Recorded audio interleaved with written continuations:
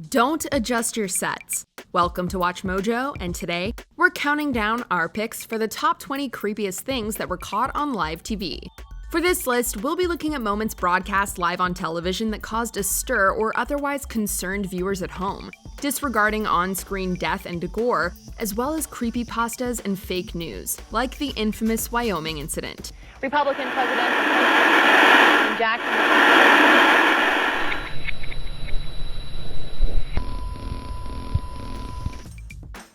Number 20, Zombie Emergency Alert. Back in 2013, a handful of Americans were tricked into thinking that Armageddon was finally at the door by a prankster who seemed to have been taking notes from Orson Welles. Metal casing is definitely extraterrestrial. Not found on this Earth. Friction with the Earth's atmosphere usually tears holes in a meteorite. This thing is smooth. The unnamed joker found a way to hack into a Montana TV station's emergency broadcast system and sent out a newsflash detailing the rise of the undead from their graves, along with a warning not to engage. The hoax announcement played over airings of The Steve Wilkos Show, and despite its illegitimacy, the message sounded real enough to turn a few heads, stirring concern among viewers across parts of the United States. Do not attempt to approach or apprehend these bodies as they are considered extremely dangerous. Fortunately, it wasn't long before the truth was made known and the perpetrator was apprehended. Number 19, the haunted dolly. Here's one that'll rock the boat. On ITV's This Morning, a couple were being interviewed about alleged strange activity surrounding a China doll they'd gotten from a thrift store. You almost look like, Deb, you don't want to even look at the doll. No, I don't. Are you a bit scared? I don't even want to touch it. Really? Yeah. This included scratches on the husband and sporadic fire alarm bursts. Whilst the hosts were rightly skeptical, viewers were more convinced. They observed the doll start to rock in its chair during the interview, seemingly of its own volition. Look, that chair's beginning to rock. Rocking. Look at that. Who's doing that? Stop it. Who's doing that? The doll was on the show again just a few weeks later, but this time with a new owner. The lady who bought the doll in here originally, who bought it, she said her husband was scratched on his arms and legs. Yeah, she did, didn't she? So do you believe that this doll has done that? Yes, I do, because I've been scratched over the past week or 8 days that I've had the doll. Where have you seen? On my arm. It's no surprise the toy changed hands so quickly. We've all seen enough movies to know that keeping possessed dolls around is a big no-no. Number 18, Wrestlemania Choke Out.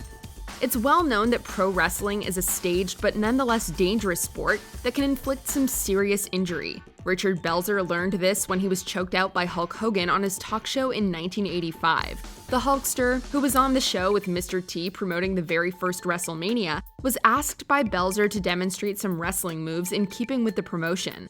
Hogan responded with a headlock that sent him straight to sleep. Mr. T quickly tried to ease the shocked crowd during Belzer's blackout with a few reassuring quips. I was a sleeper hole, he'll be all right.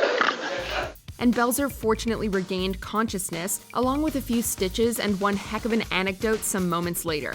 And now, we'll be right back after this word from you-know-who. We'll be right back. Number 17, the Vietnam War Draft Lottery. Who wants to be a veteran? In 1969, at the peak of the war in Vietnam, CBS televised a draft lottery to determine individuals for military service and aired live from Washington's Selective Service Headquarters.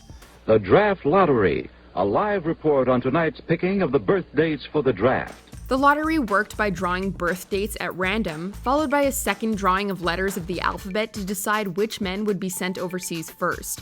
This controversial method had not been used since 1942 during World War II. Though we thankfully live in a time where such a lottery is neither necessary nor permitted, watching this broadcast today is a chilling reminder that the futures of hundreds of men were decided by a simple sheet of paper that they watched pulled at random on television. September 14th. September 14, 001.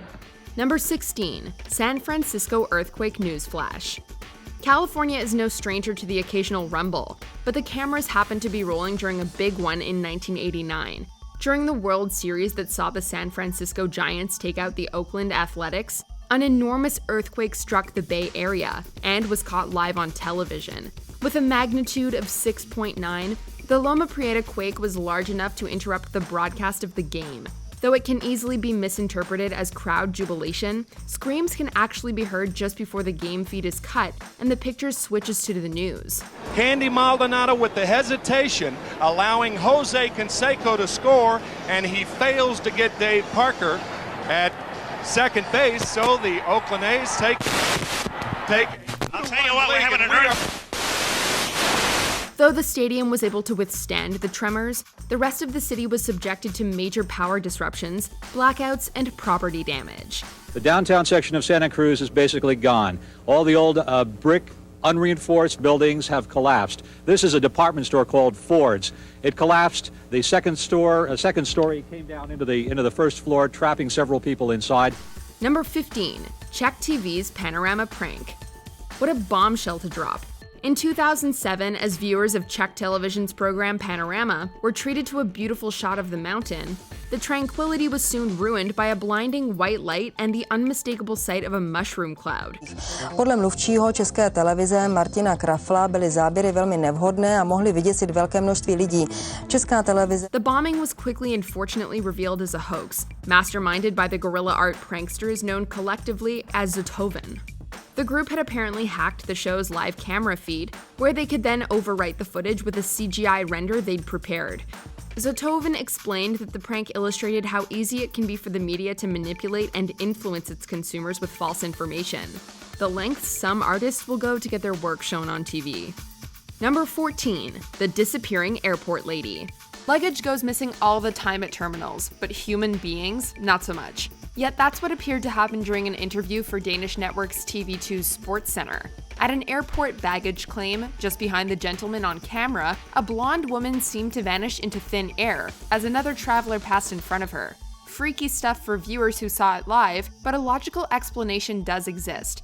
The ghost lady was identified as Danish handball player Trine Jensen. Under close analysis, she can be assumed to have walked in tandem with the passing woman, creating an optical illusion. In the moment, however, it seemed like a paranormal phenomena right out of the X-Files. Number 13, talk show possession.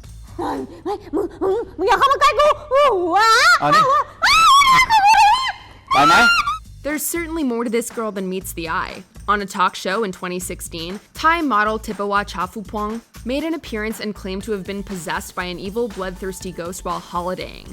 This entity, known as Pop, was said to hunger for animal blood and human flesh.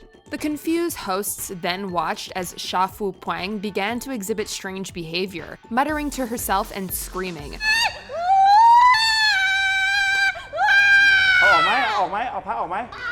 Most viewers were disturbed by her behavior, but not so much sold on it.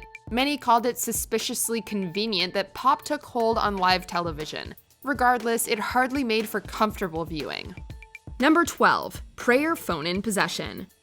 Chafu Puang's live actions may have been uneasy to the eyes, but this next example of on-air possession proved to be an assault on the ears. We've got our first caller, inshallah ta'ala. Assalamu alaikum wa rahmatullah. Walaikum salam wa rahmatullahi wa barakatuh. You okay, sister? This religious live show encourages viewers to call in and receive advice and guidance from a holy sheikh. One such phone call was made by a woman in 2011, claiming to have been overtaken by a demonic entity known colloquially as a jinn. Also,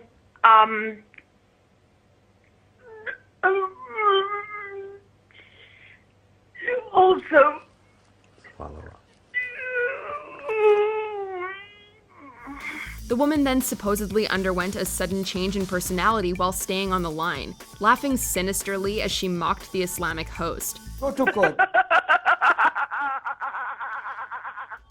The sheikh proceeded to banish the demon with an impromptu exorcism, and the bizarre episode was done. Whether it was fake or genuine, it was certainly creepy.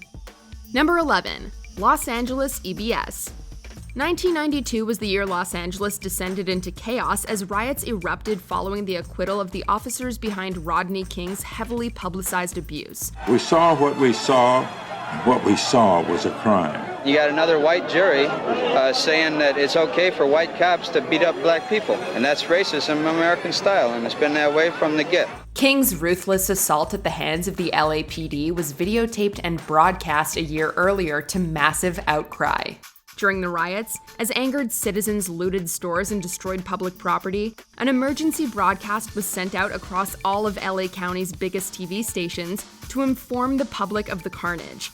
In the message, an emergency curfew was announced to be in effect from 6:45 p.m. onward. This is the activation of the emergency broadcast system for LA County. Effective at 6:45 p.m. this date, the Los Angeles County Emergency Operations Center has announced expanded boundaries for the emergency curfew. This chilling yet formal announcement heralded a rise in tension for the citizens of Los Angeles as they watched the collapse of their social order unfold on screen. Number 10. Alien lights over Milwaukee. It was only a matter of time until aliens came up. During a live Fox 6 news broadcast, a group of mysterious lights were seen floating above the Milwaukee night sky. The news team was understandably alarmed and quickly began to speculate as to the cause, with explanations ranging from fireworks to shooting stars and finally, aliens. It's a strange sight at first glance, certainly enough to cause some confusion and maybe even a little concern. But it only took about a half an hour to shoot down ET expectations. Mystery solved. About 30 minutes later, we're sitting in our truck here outside the Milwaukee County Courthouse, and we heard them. Birds. An alternative angle closer to the activity shows it to be nothing more than a flock of seagulls reflecting the bright lights of the city. That's right, close encounters of the bird kind. Now that the sun's up, you can see no aliens here in Milwaukee, just a lot of seagulls. Number 9. The Australian Mayday Incident. While not technically a live event, these issues with broadcasting happened in real time. During the airing of an episode of the documentary series Mayday, the audio from a previous news broadcast somehow replaced some of the original show's audio. This eerie new soundtrack was a looping soundbite of a Halliburton truck driver reacting to his convoy being ambushed in Iraq. For 6 freaky minutes, everyone at home watching was subjected to the driver repeating, "Jesus Christ, help us all, Lord," over and over. Jesus Christ, help us all, Lord. Jesus Christ, help us all, Lord. Jesus Christ, help us all, Lord. The fact that this was coinciding with footage relating to a passenger train crash made a deeply unsettling end result. The creepiest part is nobody knows exactly how it happened. Mayday indeed. Number 8. Jamaican ghost attack. In 2010, a Jamaican news crew investigated reports of an alleged poltergeist attack on a young boy in Spanish Town. The boy claimed he was being pestered by a poltergeist known in Jamaican folklore as a duppy, and that this specter was a recently deceased friend who was now haunting him post-mortem. The news crew were astonished during the interview when he was seemingly grabbed and dragged around like a rag doll, whilst onlookers desperately attempted to intervene. Unsettling as it seems, the case should be taken with a grain of salt. Most cases involving children who report being bothered by spirits are usually attributed to a neglected or traumatized child lashing out. Try to take him away, let me see. Oh, you're afraid, you're a coward. You're not doing nothing.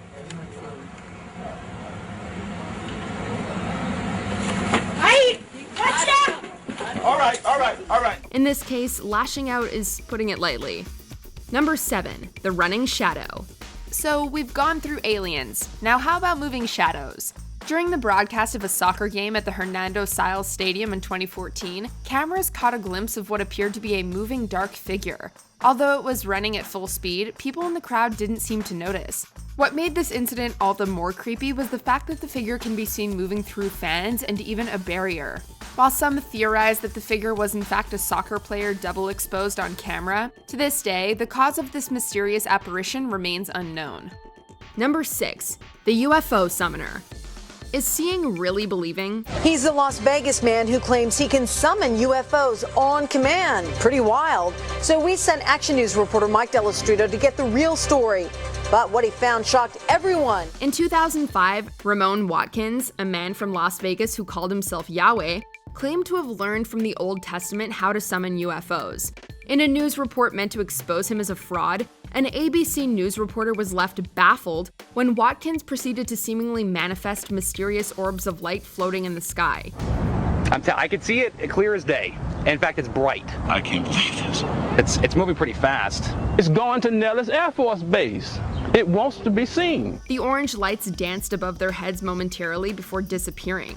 Many who saw this demonstration hailed it as evidence of the Almighty, referring to the fact that it had been the news team who had picked the location, day, and time to conduct the interview, leaving practically no room for Watkins to have feasibly staged the summoning. Divine power or complex misdirection? How's that for a magic trick? Number 5. The VRillon Hoax. Across the pond in 1977, something even more bizarre occurred. The UK's Southern Television had their evening news interrupted by a 6-minute audio message of apparent extraterrestrial origin. The unsettling, booming voice coming through claimed to represent the Ashtar Galactic Command. In Australia, Mr. Kerry Packer's cricketers are still pleading the right of yesterday's High Court decision, which didn't ban on them playing in Test matches. This is the voice of Allah, representative of the Ashtar Galactic Command, speaking to you. These aliens offered humanity a peaceful alliance if they renounced their corrupt ways and weapons of war, speaking cultishly of new ages and promises of transcendence. Really appreciate that we can't. I insist. The channel apologized for the outlandish signal intrusion, chalking it up to a hoax. It would indeed be strange if aliens broadcast a message to just one channel. Those responsible have never come forward. Dare we look up to the sky and wonder? Days of your existence, may you be blessed by the supreme love and truth. Number 4. Justin from Big Brother 2. Slimeball Justin Sebeck was frequently overly confrontational with other contestants during his tenure on Big Brother. No! No! Justin, no! Don't do it. But the act that finally got him kicked off the series went way beyond typical reality show conflicts. Justin famously, and quite rightly, got evicted for disturbing behavior involving fellow housemate Krista.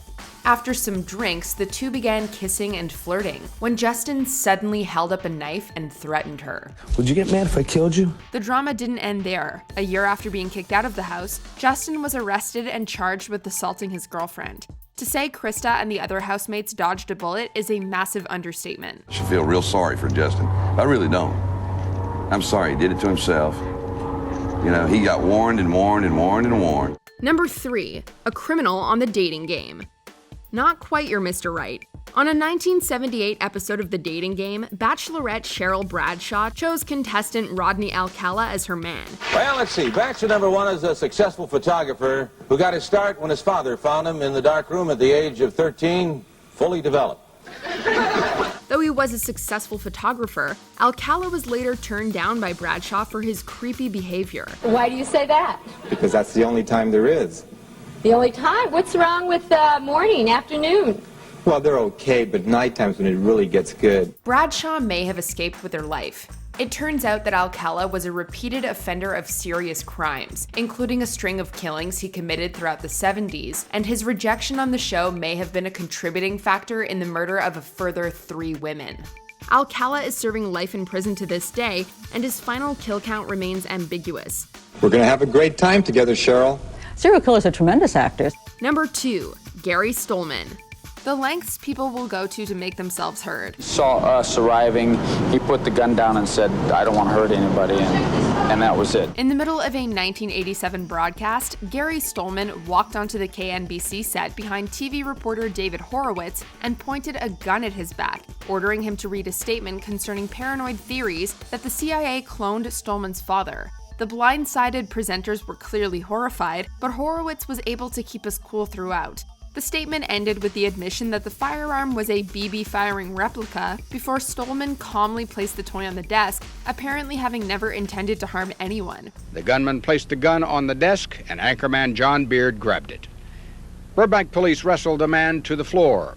He has been identified as Gary Stolman, and he said he never intended to harm anyone.